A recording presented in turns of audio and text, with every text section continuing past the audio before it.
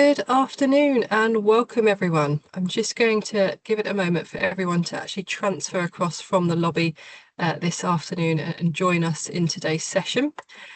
I'm Manveen Tuhil. I'm the Learning and Insights Manager here at the MGAA. I'm delighted to welcome you to this session today. I'm joined by Alex and Andy from Weightmans, who are going to give us a sanctions update today. Before I hand over and before we get things fully underway, just going to run through a few housekeeping points. Appreciate you may be familiar with these if you've attended one recently or in the past. You'll notice that you're unable to use your camera and mic. Please don't panic, this is by design. We've just have this on as a feature to maximise bandwidth and minimise disruption so you can get the most out of the session today. We will enable these at the end towards the Q&A so that you can engage with us, so please don't worry. The use of AI note-taking tools, we're not permitted to use that as we don't have permission of everyone attending. So if you have got AI note-taking tools enabled, I can just ask you to turn those off and I will need to remove them if any have slipped through. We do encourage and welcome questions. You can use the chat to send your questions across, and we also have a feature called the Q&A section. There's the opportunity to ask questions anonymously in this format. Feel free to send them in as we go through the session today, but we will look to cover them at the end where time allows. And then just a few final ones. We are recording as per usual, and a link to the recording will be sent to all those that have registered, along with the link to the feedback survey, which I'll also pop in at the end of today's session. Please do share your feedback with us. And then finally, as always, if this aligns with your learning and development needs, please do add this time onto your CPD log. That leaves me now to hand over to Alex and Andy, who are going to talk to you about sanctions and updates around this. Thank you. Thank you, Manveen. Hello, everyone. Thank you for attending. Thank you to the MGAA for inviting us, actually. I understand they're very pleased with the turnout because it's clearly an issue that's perhaps of concern, but also I know of wider interest to people. The objective today is, although we're lawyers, we're going to give you a little bit of the law on this area, but also the objective is to give you practical points and explain things that we see and encounter in our practice, so that you can take away something perhaps of use to you when you get back. I'm not going to give you a huge amount of background on Alex and I, but I would say that we're both insurance people of long standing. We've both been doing insurance in many shapes and forms for over 20 years. That's acting for insurers, reinsurers, brokers, MGAs. And I think where we distinguish ourselves from other people is that we bring the sanctions knowledge to that insurance background, rather than, I mentioned no names, but some other people have been doing the sanctions side of it less long, perhaps post-Russian invasion, and then they apply that knowledge to insurance. We do it the other way around, and we think that gives us a different view on things and how to approach the problems that the market faces. So without further ado, I'll go on to what we're going to talk about today. I'm conscious in these things that people have different levels of knowledge. Some of you will know a lot more about sanctions than others. Some people may know very little at all. So I'm going to start off with a little bit of an introduction and some basic principles to try and bring everybody up to speed. Then I'll just do a little bit on sort of trends and latest news, things that we're seeing kind of high level. The substance of this, from my point of view, is the ownership and control. That's an issue that's causing a lot of consternation in the market. And I noticed the MGAA put in their latest bulletin or newsletter from June this year, a 2-page article about ownership and control. So it's clearly an issue. I was going to talk about it anyway, but it's very timely that we're having this discussion, and I can give you what we think about it from our perspective. I'm then going to hand over to Alex, who's going to talk about the UniCredit case from Supreme Court case from earlier this year to do with payments to sanctioned entities. Then it'll come back to me, and I'll talk about, as I say, some practical points and case studies, try and give you some pointers, then some very short conclusions, and hopefully there'll be time for a few questions. Right, so let's crack on. Sanctions. Now, I refer to it as a complex, rapidly moving bear trap because I think it is. Complex, it certainly is. The legislation is difficult, it's not straightforward. There'll be an enduring theme of this talk today that the guidance isn't always there or isn't always helpful, particularly for the insurance market. This is a difficult area, there's no getting away from it. And it also changes rapidly. If Donald Trump does something in the world, chances are that it has an impact on sanctions somewhere else a few weeks or months later. Rules can change overnight. We're all expected to be on top of them. And it's a bear trap because the consequences of getting it wrong are serious, as we all know. It's designed that way.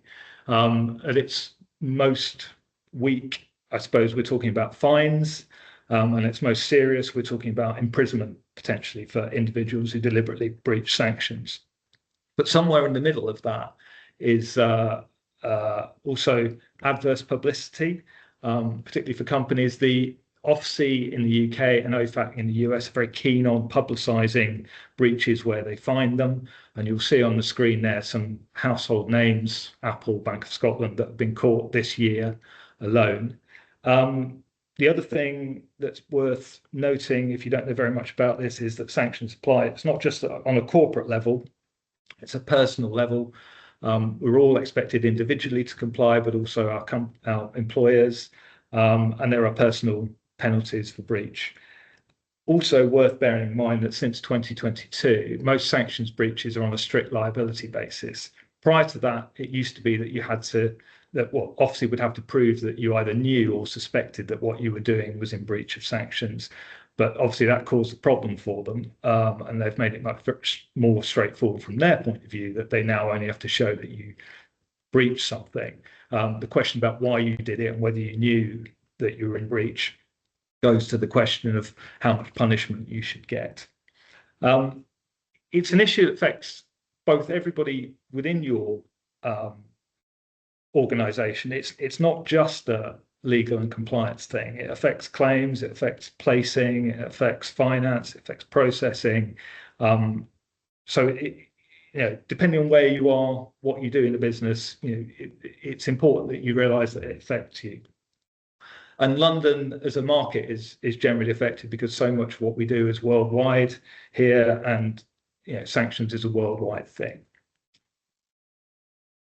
Having said all that, the objective is not to scare everybody. There's business to be done. We can do it, and we do it, and it comes into London, and there's an appetite for doing it. You just have to take care. You may get an opportunity that you think, I think this is a good opportunity. I'm not sure how sanctions apply, or whether they apply.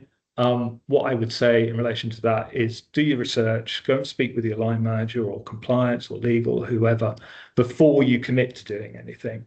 And then an assessment can be made whether or not that project can go ahead or not. What you mustn't do is agree to something, then go and speak to them, and then find out you can't do it, by which time you might already be in breach, which is not a good place to be. But as I say, stuff can be done. What's the most common misconception about sanctions? Well, it's that certainly in the UK, you can't deal with particular countries at all. That's not the case. It might come as a surprise, but we can technically still do business with North Korea. Not very much you can do, admittedly, but technically we can. There's no blanket ban. Similarly with Russia. The US is different. They do have what are akin to blanket bans, Cuba being a good example for them. But in the UK, we tend to have a targeted, specific sanctions regime that deals with individuals and companies within a country rather than against the country as a whole. The other thing to be aware of is that for almost as many prohibitions as there are with regard to a particular country, there are exceptions. There's exceptions to every single sanctions piece of legislation, and some of them are quite broad. We also have general licenses in this country which permit certain transactions to be done without the need to go and get specific permission from OFSI, and that can be very useful. As long as you fall within the scope of the general license, that's an easy way to proceed without having to go off to OFSI and wait for a while or explain why you need a license. The licensing system is still there, and it's useful for more ad hoc or difficult things, or which don't fall within the scope of general licenses. But it's a longer process, and if you're up against the time limit, ideally you get yourself within a general license. I'm not going to go through this in detail, but it's useful for people to realise that when we talk about sanctions, we're not just talking about the UK and the US and the EU. Lots of countries make their own sanctions rules. You've also got the UN, which imposes sanctions on individuals and companies. As I say, Canada, Australia, lots of countries do them. You're unlikely to have to know about any of this in detail if you're working here in the UK. I just mention it because it's helpful to know that it's not just those three. I think the real question is, how do I know as an individual what sanctions apply to me? If the people on this call, if you're a UK citizen working for a UK company in the UK, chances are all you have to worry about are UK sanctions. Were you to go abroad, for example, work abroad, or you work for a foreign branch of a UK company, then you would end up having to comply with UK sanctions as well as the sanctions of the country in which you're in, because UK sanctions apply more broadly than just physically within the UK.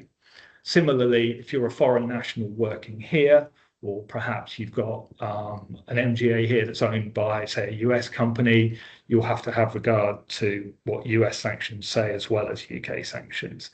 That's very important where you've got somebody senior level within an organization in a decision-making role. Perhaps it's an American CEO that's come over here to run the UK MGA. The MGA itself has to be acutely aware of what the American rules are as well as the British ones. There is a slightly broader possible way in which UK sanctions apply. And I was consulted on this the other day by a logistics company based in Liverpool. They have a Chinese operation. It's 100% Chinese owned, and it's 100% Chinese on the board. However, the revenue comes back to the UK because it's part of the group. And they came to me asking whether or not UK sanctions apply to that entity. And UK rules have this thing called UK nexus, that potentially UK sanctions can apply where there is a UK nexus to a transaction. And now the guidance isn't particularly clear on it, although it does exist. And we concluded that in this particular occasion they did. So it's worth bearing in mind that it isn't just it isn't just foreign branches of UK companies. It can be slightly wider than that, depending on the facts. The other thing I would suggest is that if you know nothing about sanctions, that it is broader than just oligarchs freezing their assets and not being able to make payments to their companies or receive money from their companies. That's what most people tend to think of when they are asked about sanctions or consider sanctions. It is broader than that. There's lots of other types. That does affect MGAs, obviously, because of the nature of what's done here in London. You might have companies that come to you for insurance that are ultimately owned by a sanctioned person. And then you have to work out whether or not you can deal with them, or whether you can receive their money or make payments to them. But that's only part of it. The other part that routinely crops up are trade sanctions.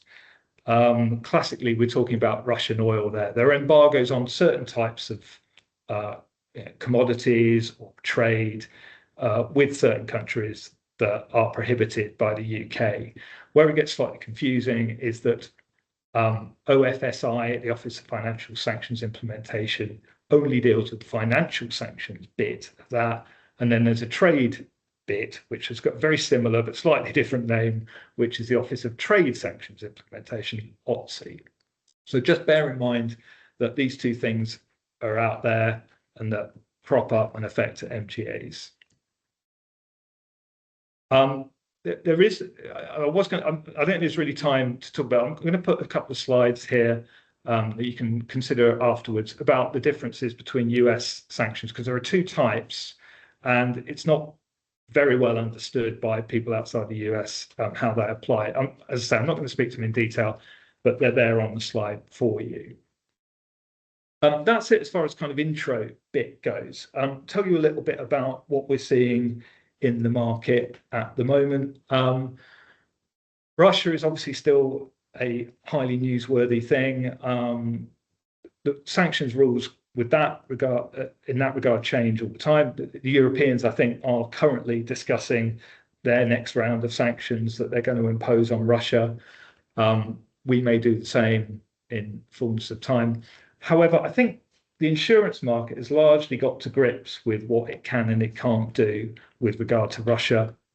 Obviously, post-invasion in February 2022, we as lawyers were getting lots of queries from the market about, can we do this? Can we do that? What do we do with this existing policy? Can we receive premium? Can we make paid claims? That kind of thing. By and large, I think the market has got used to now what it can and can't do. I will come on to an example I got the other day, which I think I'd describe as Russia adjacent because it involves Serbia. So there are still queries out there, but not as many, I think. Venezuela, on the other hand, is an interesting development. So when America started the war against Iran a few months ago, that obviously led to the Strait of Hormuz being closed, oil shortages, etc., etc. And what the US did was introduce general licenses, which for the first time in a long time permitted US companies to start buying and selling Venezuelan oil. They'd previously not done that. It had been prohibited, but now they decided they were going to do that. And that led to quite a lot of business coming into London, marine cargo, various other things. And I was consulted about a few of those.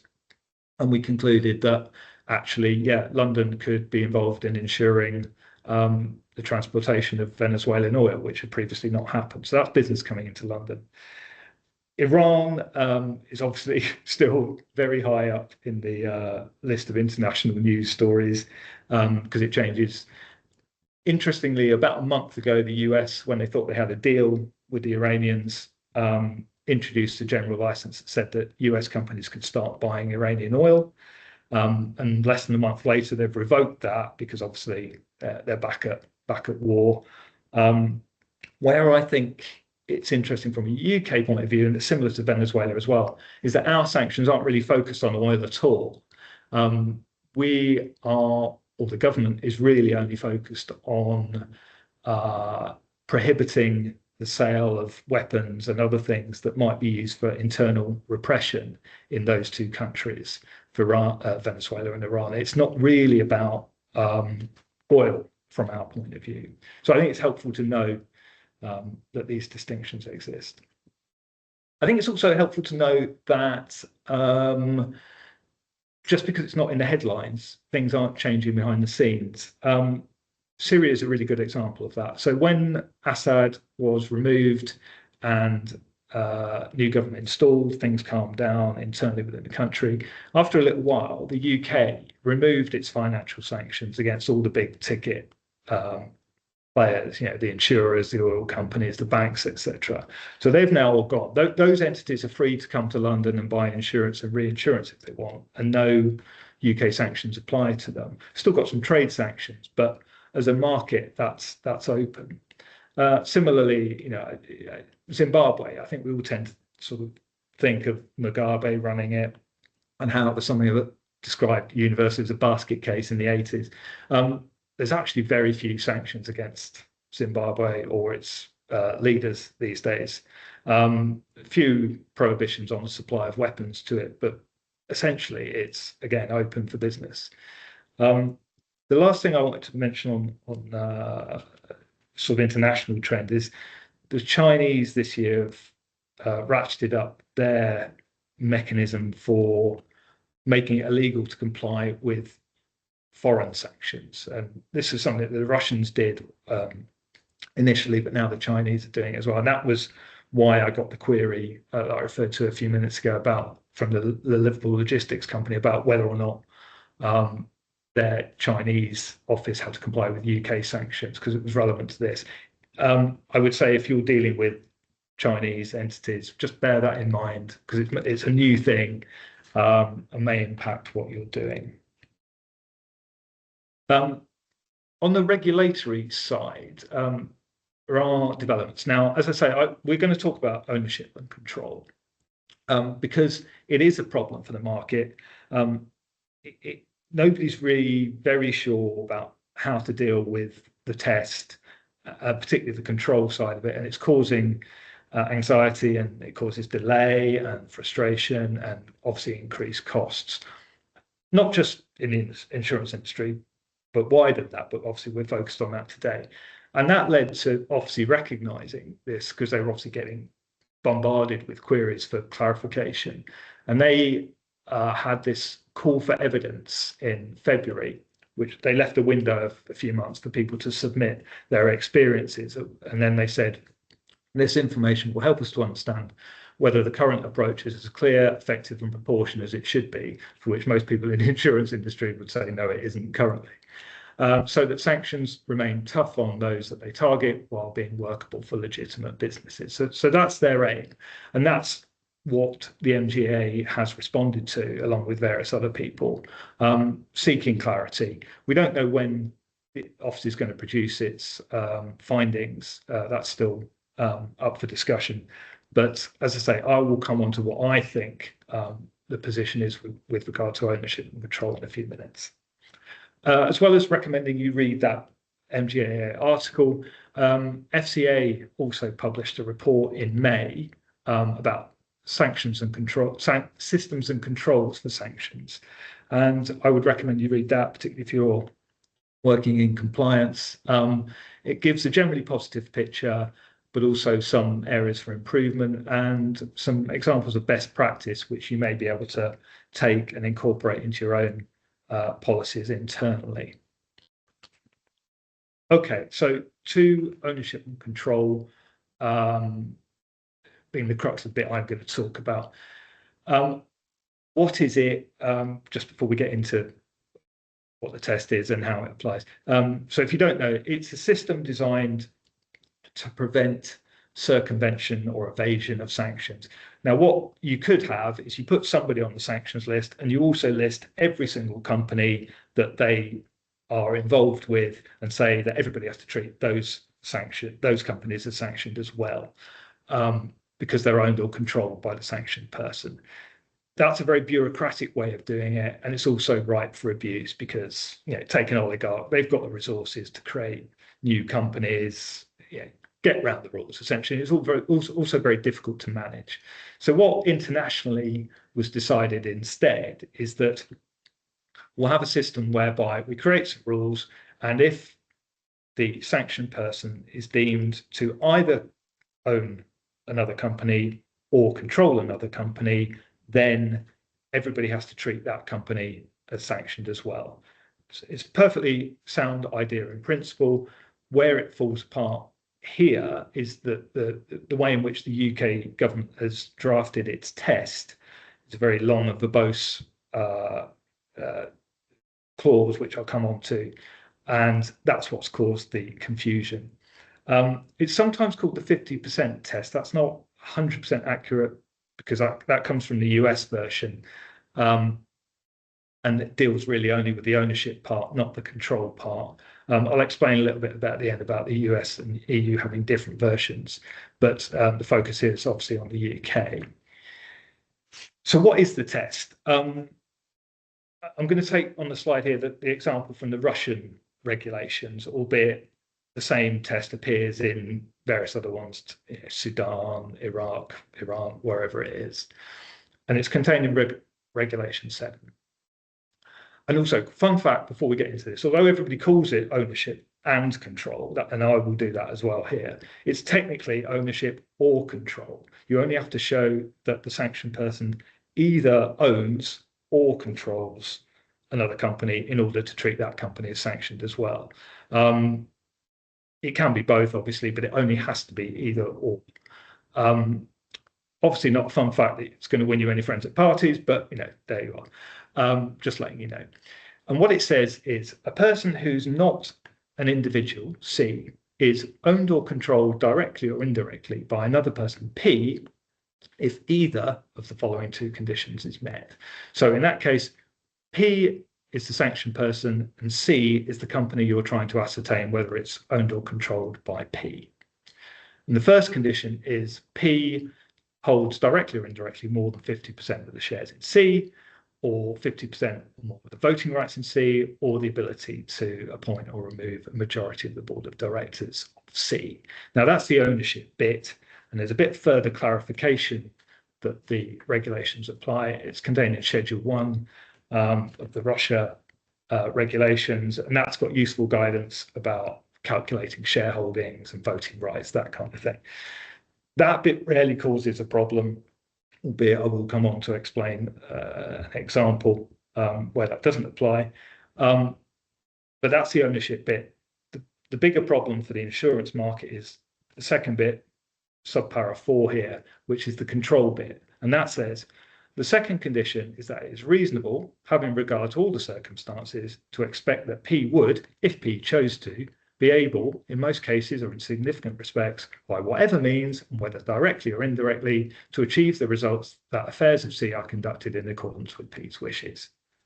So obviously that's completely clear and obvious, and we all know how to apply that, don't we? Answer, no. I'll just give you an illustration of how the two things work, just so that everybody's on the same page. Ownership, right? So if we take Mrs. X, she's on the sanctions list. If she owns more than 50% of the shares in a company, or the voting rights, or the ability to remove or appoint a majority of board members, then you treat the company as sanctioned. Generally speaking, if you're in the business of finding out, doing sanctions checks, that's relatively easy to ascertain. You can put the name of the person into the software, and particularly if it's a well-known person or involved in a lot of businesses, it will spit out results that say they own X shares in this and Y shares in that, and you can make an assessment.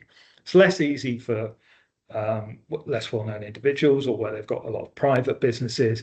However, generally speaking, it's not a problem for the market. I rarely get consulted on it, although, as I say, I will come on to an example in a minute about why you shouldn't just trust what the sanctions software spits out on its own. But generally speaking, that side of it is less of a problem. The control bit, obviously, is because how do you ascertain whether or not Mrs. X controls a company if there's no legal right? If they have no legal connection to that company, how do you ascertain whether they control it? The sanctions software, it's much more difficult for it to do that in a meaningful way, because by its nature, control isn't, or the right to control isn't necessarily written down anywhere. Further, you've got the issue of how do I assess what the meaning of is reasonable having regard to all the circumstances means. That's what the test says. What does that mean in practice? And that's why it's led to quite a lot of case law already, which I'm just going to come on to and sort of go through so you understand. Starts off with a case called Mintz from October 2023, Court of Appeal case.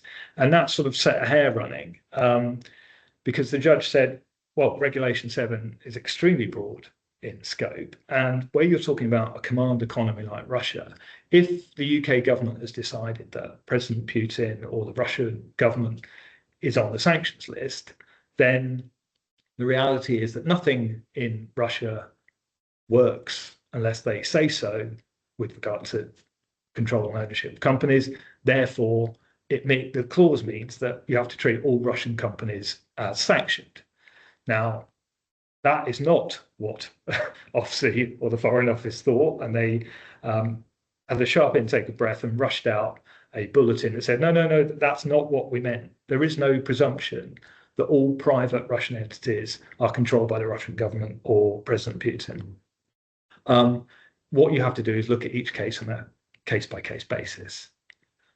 Okay, that was followed fairly shortly afterwards by a case called Lutasco, which involved Lukoil, which was not a state-owned entity, but the same question arose. And the judge, I think quite helpfully, came up with an answer, which is, well, the question is, does the sanctioned person call the shots over the company? Yes or no? If they do, you treat them as sanctioned. If they don't, they're not. And that was quite helpful, useful test. I think we could all get behind that. The problem is it then gets more complicated because of a further case, Rositsky from July 2024, where the judge said, well, that's not, it's a bit more complicated than that. There are actually 4 types of control that you can have within the meaning of that test, and then went on to describe them by some unhelpful use of Latin. He said that there were 4. So de jure, which means by legal right, control. And you look at the constitutional documents of a company, and that will tell you whether or not that it's controlled by Mr. X. You can also have actual present de facto or in fact control, and that's the calling the shots point. So if currently the sanctioned person calls the shots on the company, then you treat that as control for the purposes of the test. However, it then gets more complicated because you've got potential future de jure control, legal right control, where you don't currently have it, but by means of some document or right that will exist in the future, that person will gain control over the company, and you treat that as part of the test. And then the most difficult bit of all, and I think this is where the MGAA is coming from, is potential future de facto control, i.e. at some point in the future, Mr. X may take control over the company, but there's no documentation for that. Now, the court did say that it'd be rare that this type will exist. However, it didn't rule out the possibility altogether. And I think, as I say, that's what is causing the market and the MGAA in particular to say, well, what does that mean? However, there was a further case from January 25 called Fetisov, which put a bit of, I think, helpful gloss on this. It endorsed the Rositsky approach. Yes, there are 4 aspects to control. But the key is to compile the evidence to assess whether or not the designated person owns or controls the entity, more than just has a theoretical ability to do so. And if you've only got mere suspicion or concern, that's not enough to treat the company as subject to sanctions. So I think that's helpful. That ultimately is what the courts have said the test means and how you apply it. Now, I perfectly well understand that people in the market want to say, well, can you give me a bit more guidance on that? And that's helpful to some extent, but we are in a position where you can actually make your own rules now. That you know what the court said, you know what the test says, and what it essentially is allowing you to do is set your own exam and mark it. So if you're in the position where you can determine what's reasonable and what's not reasonable, and set your own parameters for that. As I say, I understand why guidance is sought, but we are in a position, at least until that comes out, as to you've got quite a lot of latitude as to what you can do within this framework, it seems to me. Just briefly, I said I'd touch on the US and EU position. The US is different in that it only deals with ownership. It doesn't have a control element to its rules. Its rules are quite well explained in the OFAC frequently asked questions page, and I'll put a couple of links on the slide for that. The EU has a somewhere between the two position. It allies itself on ownership with the US position, but it also has a control position, but that's slightly different in that what it deals with is something called dominant influence. I don't propose to talk any more about it for the purposes of this, but just to let you know that these different versions of ownership and control are out there. And with that, I'm going to transfer to Alex. We'll talk about UniCredit. Thanks, Andy. Hope you can see me, see where I am on the screen. We just wanted to take a few minutes to look at the case of UniCredit versus Celestial Aviation, because it's both a recent case and it's also a decision by the UK's highest court, the Supreme Court. So factually, what happened was that before February 2022, UniCredit Bank had issued various letters of credit to aircraft lessors to provide security for the aircraft they'd leased to Russian airlines. And then following the Russian invasion of Ukraine on the 24th of Feb 2022, the leases were terminated and the lessors demanded a return of the aircraft in the March. But the airlines refused and the aircraft remained stuck in Russia. So the lessors asked the bank to pay the sums due under the LOCs. But the bank said that under Regulation 28.3c of the UK's Russia regulations, it was prohibited from making that payment without an OFSI licence. So it applied for one. It also applied to the body that was dealing with trade sanctions. And in October 2022, the OFSI licence was granted and the bank made the payments to the lessors. So far, so good. But the lessors nonetheless brought claims against the bank for the interest which they said had accrued in the period when the bank had refused the payment, so between the March and the October, plus their legal costs. And the bank refused. And the bank also relied on Section 44 of the Sanctions and Anti-Money Laundering Act 2018 as a further defence. I'll come on to that briefly in a moment, but basically it protects acts that are done in the reasonable belief that they are complying with the regulations. So, in a summary of what happened, in the first court decision in March 2023, the lessors were successful. The judge said that 28.3c did not prohibit the bank from making payment. Part of the reason for that was he said the supply of the aircraft had occurred before the relevant prohibition had come into effect. And he also said they couldn't take advantage of the Section 44 defence because it wasn't, in his view, reasonable for them to believe that refusing the payment, that they were prohibited from making the payment. So then moving to the Court of Appeal in June 2024, this time the bank was largely successful. The court found the bank was correct to say that 28.3c prohibited payment without an OFSI licence, and so the lessors were not entitled to interest or their costs.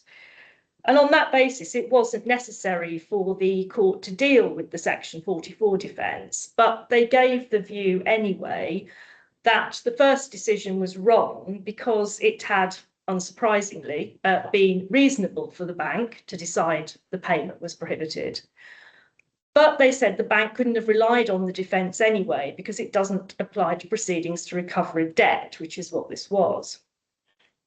Then fast forward to March this year and the Supreme Court decision, and the bank was successful again, and even more so. On 28.3c, so the Supreme Court agreed with the Court of Appeal. They said that the regulation did prohibit payment without a licence. Again, that meant they didn't have to deal with Section 44. But here they said actually the Court of Appeal had got that bit wrong. They said it did apply to debt proceedings and the bank could have relied on that as a defence had it needed to.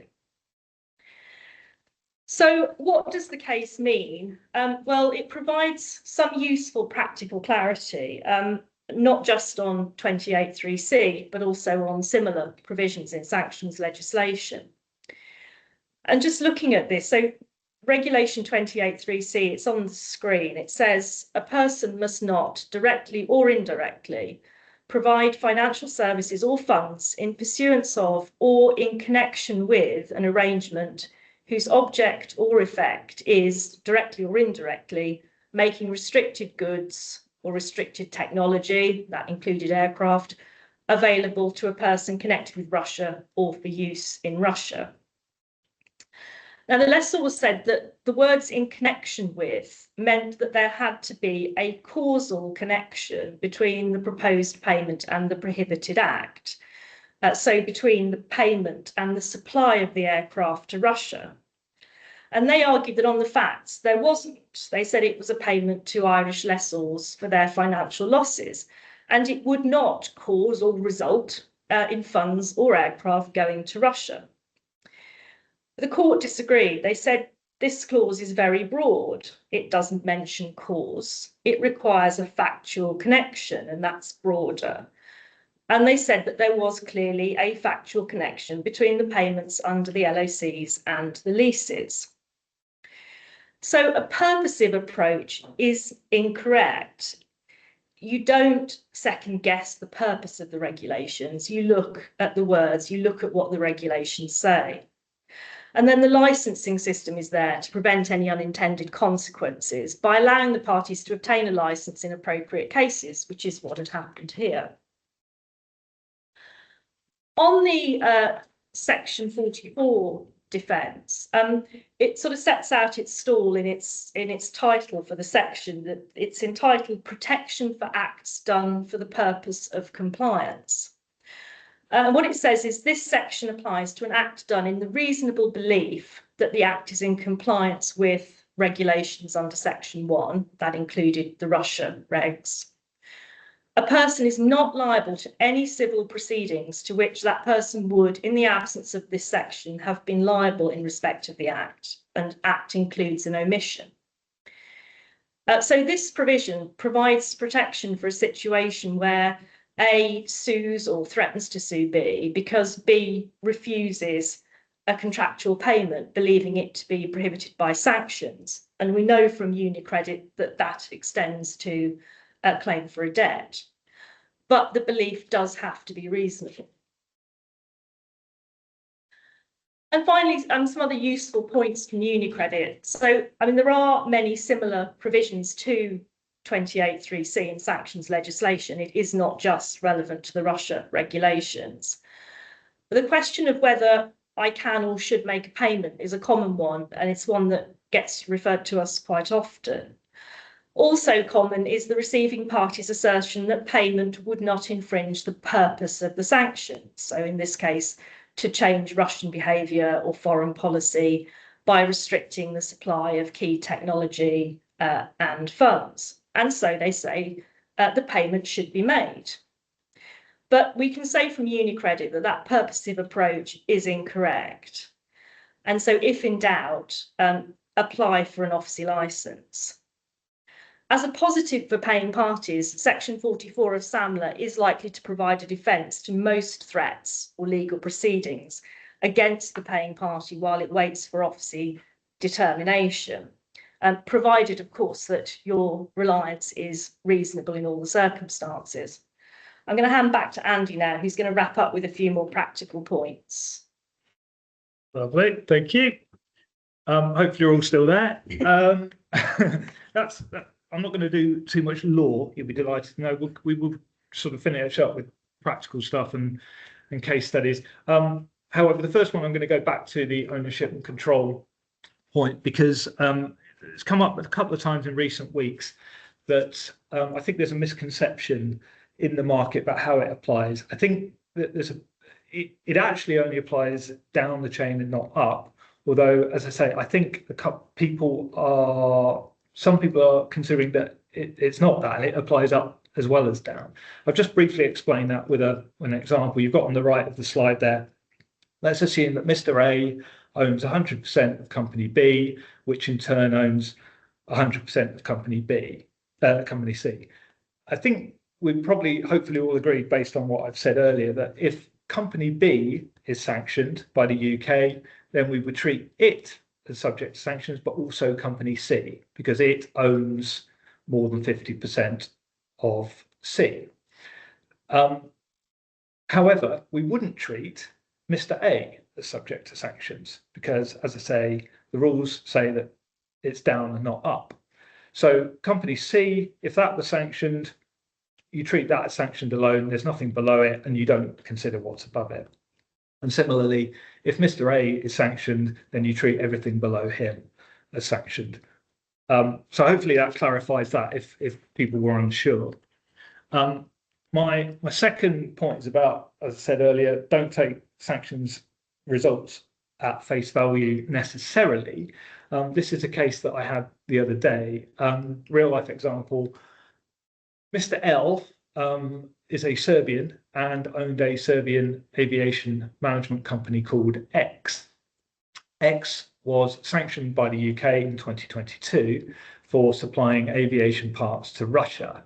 Now, Mr. L also owned a similar company, Y, which in turn owned another company, Z, which all did the same thing.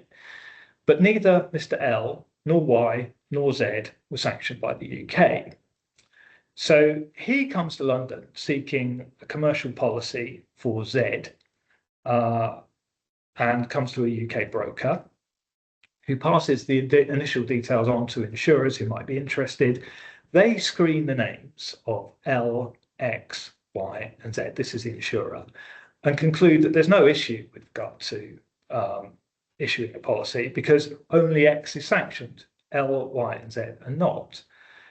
However, the broker had gone a bit further, done its own research, Google research, and various other bits and bobs, and worked out that X and Z actually have the same address. And further, that in recent months just prior, L had transferred his ownership of X to a mate of his for no cash. So that set alarm bells ringing within the broker. They said, well, this looks like an evasion attempt. Wrongly, because L didn't really understand how it worked, but it looks like he's tried to divest himself of X in order that he can route his business through Y and Z instead, and that could give rise to a sanctions problem. So they came to me and said, we're not very sure about this, and I said, well, I agree with you. I think you've flagged it correctly. If you go off and establish that the transfer was legit and that there's absolutely no possibility of Y or Z, sending Russian aviation parts to Russia, then different story. They went off and they did that, and it's all proceeded. Everybody's happy. But the point is that the insurers had only done a surface level review and concluded it was okay, when the reality was it was potentially not okay without some more digging, which the broker had fortunately done. Final thing for me is about screening, because that's the thing that I think drives the market bonkers, whether or not you're an insurer, reinsurer, MGA, broker. The question is, how much screening do I have to do? Do I have to screen every name I get because that's practically speaking impossible, or takes forever, or costs a fortune? Can I limit it? And there's no proper full detailed guidance on it, for the reason that there is no one-size-fits-all answer. The obligation on you as a firm is to act reasonably. I think the question you ask yourself is, what level of screening do we think is reasonable for our business in order to minimize the chances of us being involved in a sanctions breach? I think that's what you have to keep as your target to answer. But then you can build your policy of screening around that. As long as you set out why you think something is reasonable and why the policy is designed to achieve that level, then it seems to me that's absolutely fine. It's key, of course, that your staff are all trained on the policy, know how it works, and that you've got your procedures documented. But also, it's a bit more nuanced in that not all screening is the same. Some classes of business are more high risk than others. Some parts of the world are more high risk than others, and you need to have a nuance within your policy or your procedure to cope with that. It depends on your business, obviously. For example, if you're dealing with marine cargo, you might end up covering lots of different countries in a single transaction, depending on where the vessel's going. So is your sanctions policy, or the way in which you search for these things, designed to accommodate that? I would also suggest that within the policy, you provide for the regular testing of your screening software and the accuracy of it. You can plug in known data, for example. You take a name of a sanctioned entity who you know is on the list, you plug it in and see what it spits out, check that it's what you expected. Similarly, false positives occur from time to time. Have you got a policy in place that allows for a feedback loop? So you act upon those and try and encourage the software to learn so that it only spits out correct answers and not false positives. Similarly, if you end up with near misses where you narrowly avoid a sanctions problem, elevate that, make sure it goes into the process to try and prevent it happening again. Also, come back to ownership and control. Are you aware to what extent your software deals with just ownership issues, or can it deal with control? There's different products are on the market, and some are better than others, some are more expensive than others. It's useful to kind of assess what else is out there. It may be too expensive for what you need it for, and again, factor that into your policy and procedure and your routine assessment of where you are acting reasonably. All the rest of it, document the fact. We inquired as to whether this software was available. It was, but it was expensive. We don't think that was reasonable. Industry guidance is published from time to time. Lloyd's has done some. Have a look at that. Can you extract something that's useful to you from it? Document that fact. But I think ultimately, for the purposes of policy and procedure, the main thing is that it's clear that where a flag does get raised, that there's then a completely unequivocal position that nobody does anything further on that transaction until legal or compliance say otherwise. So you don't make any claims payments, you don't receive any premium, you don't return any premium, you don't issue any policies unless and until somebody's said that it's okay. And then you as MGAs, I'm just going to talk briefly about delegated authority, because you as MGAs are obviously in a position where authority has been delegated to you, and that can sometimes result in the insurers also wanting to delegate their sanctions screening to you to some lesser or greater extent. Similarly, you may work with other people to whom you delegate, and you may want to outsource or some or all of that screening to them. And I'm just going to give you a sort of parting gift, an example of why I think that's a bad thing. I was consulted about a year ago. A London broker had placed a motor binder for a Lebanese cover holder. The security was in London, and it was mainly US and UK insurers. The Lebanese broker had its cover in place and went ahead and issued motor policies. What it didn't disclose to anybody is that it had insured a leading member of Hezbollah who was on the US sanctions list. Didn't tell anybody this, but what happened was that the bordereau got passed up back to the broker in London from the transmission to the insurers. And fortunately, because the broker hadn't outsourced all the sanctions screening job, it did its own search because it realized that Lebanon was a bit higher risk than some of the other places it was involved with. And the existence of the motor policy to the Hezbollah guy was flagged in giant red letters. And that meant that they could stop the premium coming into London, and particularly stop it being onwardly transmitted to a US carrier. That, had it not happened, who knows what would have happened, but OFAC wouldn't have been very happy, because you would have had a breach of sanctions by a US insurer issuing policies to a member of Hezbollah. So by all means, if you're on the receiving end of an insurer telling you they'd like you to do all the sanction screening for them, I think you can use that example of why it's not a good idea. I think my view is that everybody should be undertaking a certain level of screening, whatever position in the chain you are, but you obviously adapt it, as to your level of risk and what you perceive to be reasonable. Whether or not it involves spot checking or random selection of somebody else's screening, supervisory role, but also taking account of where they are, where the business is being done, what class it is, all that sort of thing. Also consider whether or not every time there's a claims payment, you screen beforehand, because that seems to me a position that is relatively easy to do, and it's going to prevent breaches. That's really all we want to say today. I think we'll just wrap up a few conclusions. As I say, we don't want to scare everybody off. I think this is all terrible and difficult. It is, but that doesn't mean you can't do business.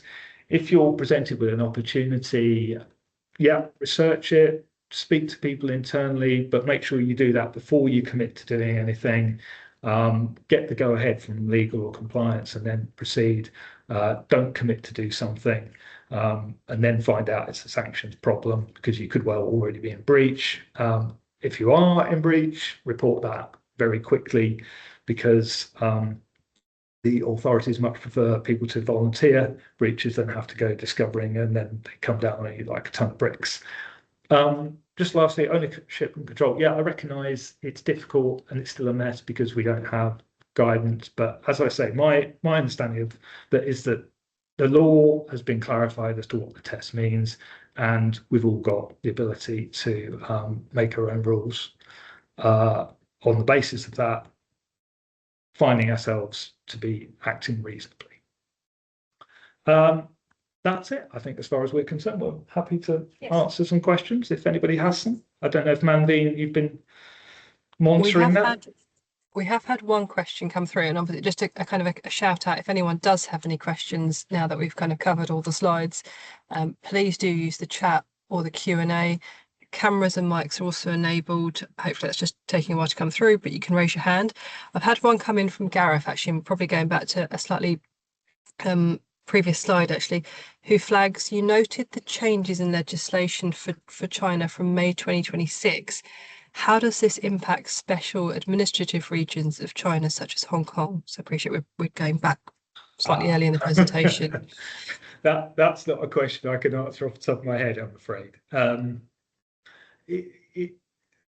I don't know to what extent. I understood it to be China-wide, but as with all these things, it's quite possible that there's an exception for Hong Kong. There's lots of Hong Kong exists as usually as an exception to a lot of other things that happen on mainland China, doesn't it? So, yeah, I can't answer that off the top of my head. I'm sorry. No, Phil, thank you for being honest. Obviously, if you do have anything to share post this meeting, more than happy to circulate to members. I mean, we've got 2 minutes left, so there is still time for questions, but does anyone or have any? You can share them in the chat or the Q&A. Whilst I'm waiting to see if there are any final questions, I don't know if you've got anything you want to just wrap up or summarise, Andy and Alex? No, not particularly. I mean, as I say, thank you all for listening. Hopefully you got something out of it. The way we generally approach these things is that people come to us not wanting 10-page treatise on what the law is. They want to know whether they can do X or they can do Y, and that's what we try and do. And we also know that underwriters are usually on your case, or they want to know quickly. So we do try and deal with this stuff quickly and give you a yes or no answer, or sometimes yes, as long as you do X. So that's very much our approach to this stuff. As I say, hopefully that's useful. If anybody has got questions, you can get our email addresses from Weightmans. I think they're on the website. You can find both of us. More than happy to sort of take those offline or have a chat with anybody. It's fine. We've just had a question, actually, just clarifying something you've covered again in the session. It just asks, in your ABC example, is that a UK legal approach that it travels down? So I don't know if you could just offer any clarification there. That's just the UK. I wouldn't profess to necessarily comment on what other countries do. Thank you, and I hope that, obviously, Gareth, I said I know that we haven't got an answer for you today, but Helen, I hope that helps answer your question and clarification there. We are at the 2 o'clock mark. Obviously, if anyone does have questions, you can always reach out to myself, and I'm happy to put you in touch with Alex and Andy. But all that's left for me to say is thank you to our members for coming along today, and obviously thank you to Weightmans, also a member of the MGAA, for their time today. Really interesting topic. It's one of those ones that I'm sure makes us all very nervous and can be quite confusing. So it's helpful to get some insight. And I hope you all have a lovely rest of the day. If you can spare a few more minutes before you head off, or at some point, please do share your feedback with us. But I can see lots of claps coming out, so really good indication of how helpful it's been today. So Thank you to everyone. Enjoy the rest of your day. Thank you, everyone. Thank you. Bye.